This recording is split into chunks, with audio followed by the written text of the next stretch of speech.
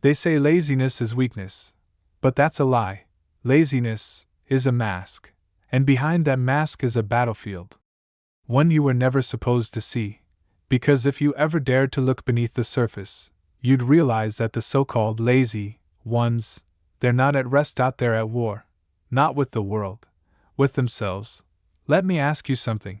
Have you ever felt like there's something you should be doing, something burning inside you, but no matter how loud it screams, you just don't move?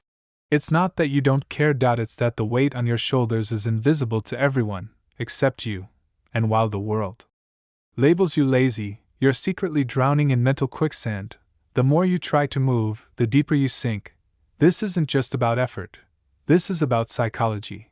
Deep, buried programming that hijacks your drive, kills your ambition in silence, and seduces you into self-destruction with a smile.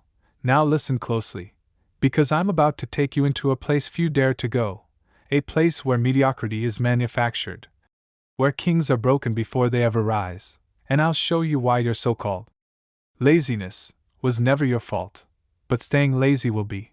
Because once I show you the truth, you will never look at yourself, or anyone around you, the same again. Let's begin.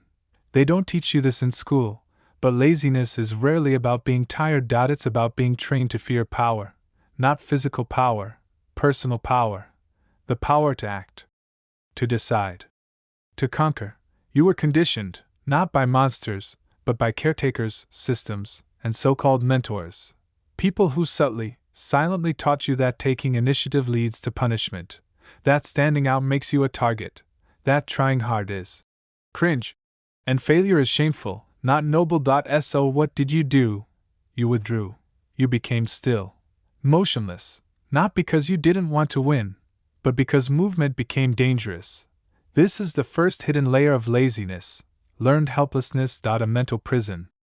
Dressed as peace, you were taught to stay in your cage, but they disguised the bars as comfort. They said, "Don't worry, just rest, take it easy, don't try so hard." They weren't being kind, they were taming you. Think about that. How many people around you live like trained pets, docile, distracted, dependent, and when you try to rise above it, when you feel that spark in your gut telling you, go build, go lead, go transform, you get hit by a storm of invisible resistance. That resistance, it's not just procrastination. It's the fear of your own potential. Because the moment you start moving with purpose, you challenge every lie you were ever told. You threaten to expose the quiet shame of everyone who gave up on themselves. And they can't have that. So they'll say you're lazy. They'll say you're unmotivated. But what they really mean is, you make me uncomfortable. Now here's where it gets darker. Some of the laziest people you know aren't soft. Aren't dumb. They're geniuses. Strategic minds. Visionaries in chains. But they've been psychologically cornered, told too many times that their ideas were too much, told that ambition is selfish, that power is evil. So they bury their fire and call it chilling. But inside, that fire never died. It just got covered in layers of shame, distraction, and digital numbing. And every time they scroll, binge, avoid, or laugh off their goals, a part of them dies. 1 pixel at a time. Let me show you what this looks like in real life. A man with vision wakes up. He knows he's capable of greatness. He can feel it in his bones. But the weight of expectations, the fear of failing publicly, the doubt that was planted in him by small minds long ago, it wraps around him like chains. So he lies in bed, not because he's weak, but because his mind has been hijacked. And all the while, people call him lazy. But they don't see the war behind his eyes. They don't see the scars from childhood, the guilt of wanting more, the confusion of being told he's smart, yet never being shown how to use it. He's not lazy. He's unarmed, and worse, he's alone. But here's what they don't tell you. Every moment you feel that pull to move, that friction, that burn inside your chest, that's your spirit. Still alive. That's your ancient will, screaming through the noise of false comfort. It's not gone. It's just caged. But that cage isn't locked, and if you keep listening, I'll show you how to break it. Because the second layer of this psychological trap is even more sinister. It's not about what they took from you. It's about what they gave you. false rewards, small, sugary doses of meaningless pleasure, scrolls, likes, porn, fast food. They tricked you into trading legacy for dopamine. And now, you're not just avoiding the pain of effort, you're addicted to the numbness of escape. That's not laziness. That's spiritual starvation. And they made it look normal. But nothing about this is normal. That voice you hear, that whisper telling you you're made for more, that's your original mind, your warrior self, calling you back. And now you have a choice. You either keep pretending you're tired, or you admit the truth, you're not tired. You're suppressed. And suppression is not your identity. It's a state point when you can end, if you dare to see the full picture. Because once you know what's really going on, you can never go back. And what I'm about to show you next is the forbidden switch buried inside every lazy mind, the one that, when flipped, turns passive souls into relentless forces. But that kind of power comes with a price. You think laziness is comfort. But comfort can be the most sophisticated form of destruction. Let me take you deeper. Because what you're about to realize is this: laziness is not the absence of effort. It's the redirection of energy. A deliberate, unconscious betrayal of your own power. In exchange for temporary relief. You're not doing nothing. You're doing everything but the thing that matters. It's the man who meticulously organizes his desktop, but hasn't built a single thing with his talents. It's the woman who journals her dreams in poetic detail, but doesn't take one step toward building them. It's you, feeling that burning tension in your chest, knowing exactly what you should be doing, but obeying the resistance anyway. And that resistance has a name: shadow comfort. Let me explain. Your mind is a survival machine, and it's been tricked into believing that risk equals death, that effort leads to pain, that exposure leads to rejection. So instead of facing those dragons, you find tiny islands of safety, little distractions, habits, rituals, not because they fulfill you, but because they sedate you. Scrolling becomes your meditation, fast food becomes your reward, excuses become your armor. You are not lazy, you are drugged, and the drug is comfort.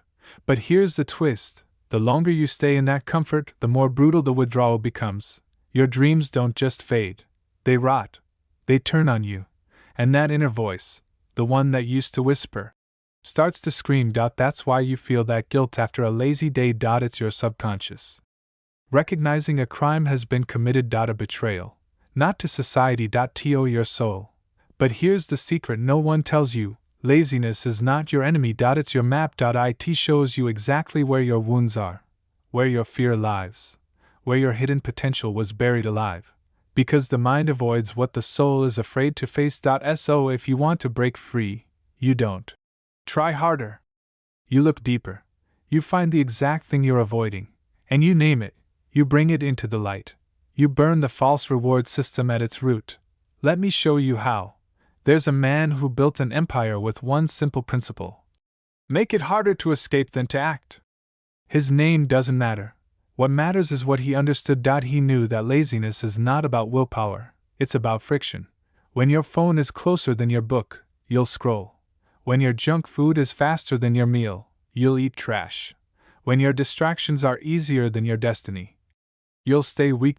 So he made a system. He destroyed escape routes. He threw out his couch. He locked his phone away. He placed a mirror by his bed with one word etched on it: coward. Every morning he stared at it, not out of shame, but as a challenge. To remind himself that fear was the only thing keeping him soft.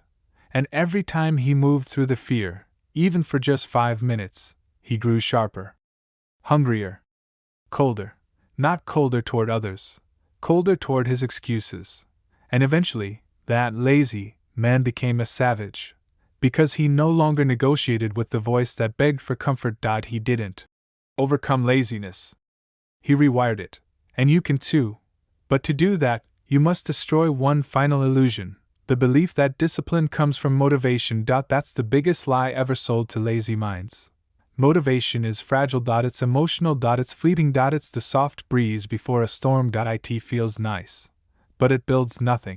Discipline is born in silence. In boredom. In pressure. It's forged in those moments where everything in you says stop, and you whisper back, good. Now I start. That's the edge you need. That's the moment laziness dies.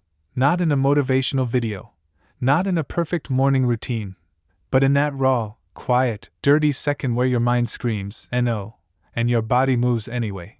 Because once you move through that wall, you realize something devastating. The fear was fake. The pain was minimal.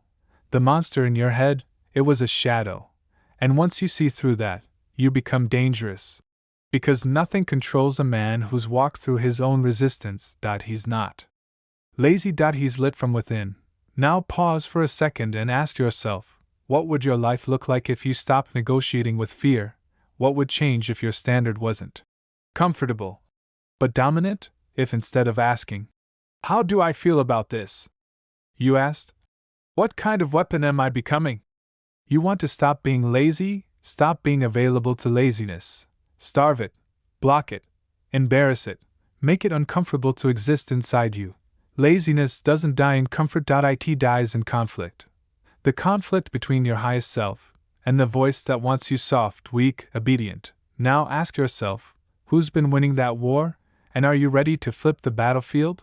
Because the most dangerous transformation doesn't happen when you get hyped. It happens when you become predictably lethal. When laziness no longer excites you, because domination tastes better. And this is where everything starts to change. There's a ritual happening right now. Millions perform it daily. Not with candles. Not with blood. With silence. With stillness. With surrender. It starts the moment you wake up and reach for your phone. Not to create. Not to conquer. But to forget who you are. The scroll begins. Time melts. Your mind numbs. And in that moment, you're not resting. You're decaying. Slowly. Silently. Beautifully. This is the ritual of lazy people. And it is not harmless. Because every time you obey comfort over conquest, you are sacrificing your future on the altar of ease. And ease is a seductive demon. It whispers. Just one more minute. You deserve to rest. You'll start tomorrow. But tomorrow never comes. Because you've trained your mind to delay greatness in favor of nothingness. Let that sink in. You're not just wasting time. You're building a system of decay. A loop that looks like this. 1. Avoid effort. Point 2. Numb the guilt. Point 3. Hate yourself silently. Point 4. Repeat. But the scariest part, it feels normal. This is how empires within men die. Not through destruction, but distraction. And you wonder why you can't focus. Why your ideas fade.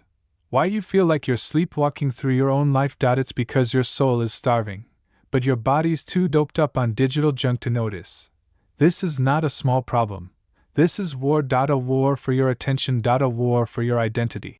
And if you're lazy, you're losing. Because what they don't tell you is this: laziness is not a pause. It's a pattern. And patterns, repeated long enough, become character. Character becomes destiny. And destiny becomes fate. So what happens if you keep going like this? Let me paint the picture. You're 35. You've been figuring it out since you were 22. Every year you promised yourself things would change. You bought the planners. You watched the motivational videos. You told people you were working on yourself. But the truth? You were lying. Not to others. To yourself. You weren't building. You were buffering. Now your mind is dull. Your fire is low. You settle for half lives, half loves, half dreams. And deep down, the only thing louder than your boredom is your regret. This is the future of every man and woman who doesn't dismantle their lazy psychology. Not because they couldn't win, but because they waited to feel like winning. But here's the forbidden truth: you don't need to feel like it. You need to act like it. Act like a monster. Act like a machine. Act like someone who doesn't negotiate with weakness. Because laziness doesn't die when you're inspired. It dies when you become unavailable to it. When you build rituals of violence against stagnation. Let me explain. There was a woman. Brilliant. Visionary. But stuck. Years of starting, stopping, doubting, dreaming. She thought she was lazy. But what she really was haunted. Haunted by the thought of her own potential. Terrified by what would happen if she actually tried and failed. Because deep down, failure is painful. But effort without reward, That's trauma.so. She stopped trying. But then one day, she did something different. She didn't try to be productive. She didn't try to fix her motivation. She stood in front of her mirror and whispered one word: war. She declared war on her own apathy. On the habits that were killing her softly, and she replaced them with rituals. She woke up and sat in silence. No phone, no noise. She fasted, not for her body, but to remember control. She moved her body every morning before her mind could resist. She wrote not what she felt, but what she commanded. And within 90 days, the lazy girl was gone. Not because she had more energy, but because she had fewer options for weakness. She closed the escape doors, burned the safety nets, and built a new identity with brutal simplicity. That's what it takes. Not a better planner, not a morning routine. A full-on exorcism of comfort. Because laziness is a demon, and it feeds on softness. On delay. On convenience. If you want to kill it, you must starve it of options. And you must feed something else, your inner assassin. The part of you that doesn't flinch, that doesn't ask for permission, that moves forward even when everything hurts. You want to transform, then you stop asking, how can I make this easier? And you start asking, how can I make myself harder? More dangerous, more precise, more inevitable. Because lazy people don't just miss opportunities, they miss themselves. And once you forget what you are, they win. But you're not done yet. You've made it this far because something inside you is still alive. Something refuses to stay quiet. And now, it's time to feed it.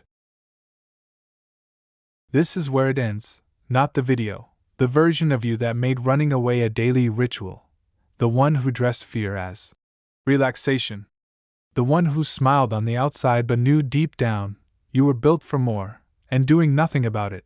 This part is not for the weak. This is your mental funeral. We're not just killing laziness here. We're burying the old you. Because here's the truth that most will never hear. You weren't born lazy. You were born powerful. But life layered you in lies. They told you were too much, so you shrank.